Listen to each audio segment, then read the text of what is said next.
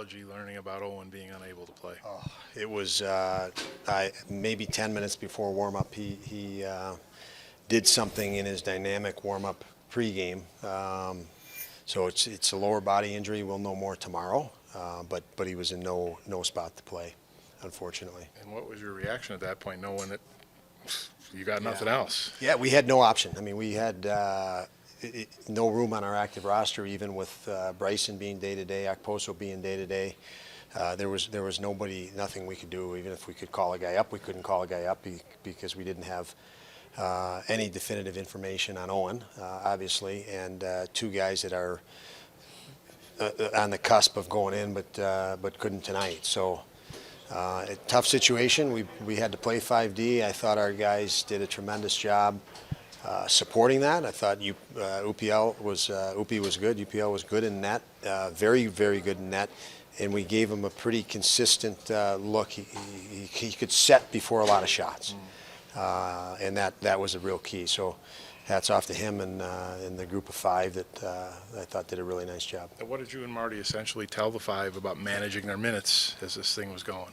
Fortunately, we played them a couple weeks ago, so even the pregame this morning before we knew anything with Owen, obviously, we felt we didn't have to alter much with our game plan. We felt we painted a picture for them on how we needed to play and a little bit more efficient with a little bit more patience than we did in our building, and I thought they did very well in both those initiatives. A pretty good example of the sort of player Mattias Samuelsson is in 31 minutes. Every night's an example of what Sammy is. He's like I say, he's pretty much the antidote.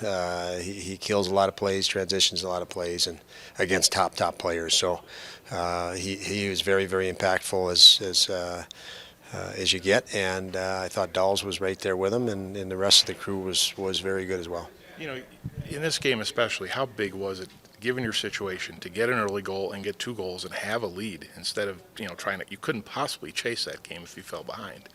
Yeah, it wouldn't have been nice to chase that game.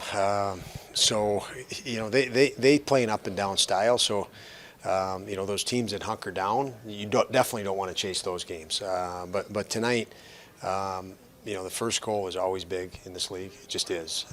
And what a play. I thought a lot of calm, a lot of confidence, a lot of poise to set that goal up and really set a tone by Middlestead, Thompson, and Tuck. So impressive start, and I thought our guys were dialed in all the way through.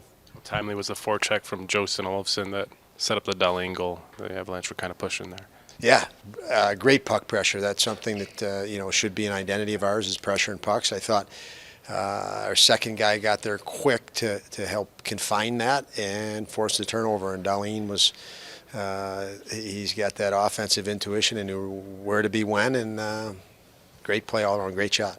What does it say? 3-2. The panic could have been there for that last minute and a half, and it wasn't. And 30 seconds later, you got an empty netter, and it's over.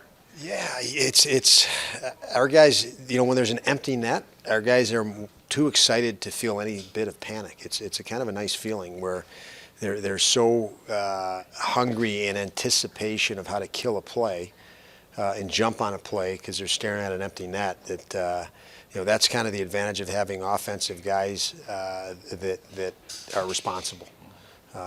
They know they're going to get rewarded if they do the work, and it was again a nice play all around. I thought we had to use our timeout to put those guys on there. Just we wanted to make sure Sammy and Dawes were rested again in the last minute, which is an unusual time to call a timeout with the 2-goal lead. But those guys were playing so solid that we figured we'd better use that to rest them rather than put another group in that spot. And you referenced UPL earlier. It just seemed like rebound control was better, tracking was better. He was very calm. He wasn't jittery at all. I mean, just how solid did he look to you all night? He did. I felt comfortable with the coaching staff put together. I thought a good visual of how we needed to play tonight.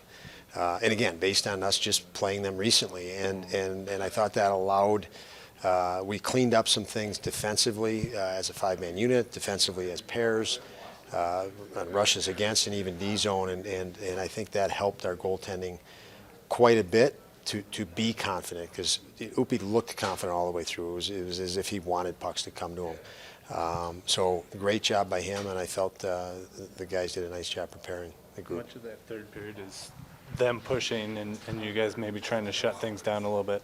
Yeah, they're. I mean, obviously you're down 3 in the third in your own building, and you're going to have a pretty good push, and they did. And you know, you have to pick your spots. Certainly for offense, you have to stay on pressure when you can stay on pressure, and I think our guys did obviously a real good job at that. So, I didn't feel there was any big momentum swings or extended momentum swings. We had a lot of icings.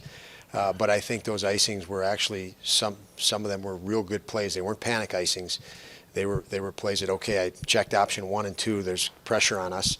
We're going to try to soft play it rather than pass into pressure, which happens a lot, and that's where lots of mistakes happen when you get into the third period like that. So we went next zone ahead to relief, and unfortunately we couldn't place the puck, so we had to deal with icings. But it was actually a good sign of how we were responding. Thanks.